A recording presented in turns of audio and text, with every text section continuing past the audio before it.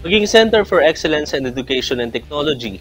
Ito ang nais maging pagkakakilanlan ng Core Gateway Colleges Incorporated sa ilalim ng pamumuno ni Dr. Danilo S. Vargas, Pangulo ng Naturang Paaralan.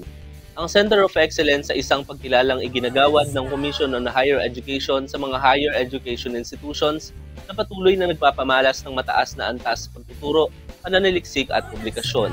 Bilang hakbang, minandato ni Dr. Vargas ng mga propesor ay kailangan maglimbag ng pananaliksik na kaugnay sa kanilang departamento.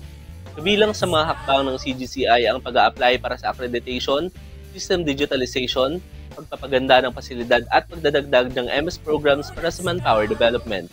Na faculty rin ang kasalukuyang kumukuha ng PhD at may inihandang 5-year development plan ang CGCI para sa mga layunin na ito. Itinatag noong 1949, nagsimula ang CGCI na nooy Colleges of the Republic pa bilang isang community college.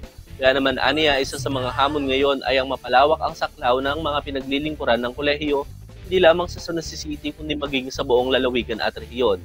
Dagdag pa ni Dr. Vargas, tinutugunan din nila ang pangangailangan sa sektor ng agrikultura gaya ng mga imbensyon ng BS Computer Sciences students na Smart Greenhouse, isang hydroponic system na otomatikong sumusukat ng temperatura at humidity at nagdidilig ng halaman.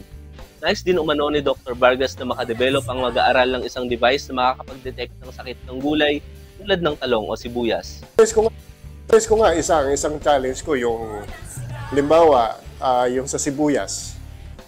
Kailangan makadevelop sila ng robot na pagdaan ng sibuyas sa farm, no? Ay ma-detect ng robot kung ano yung sakit ng sibuyas. Dapat yun kasi kami, onion community kami, onion farming eh.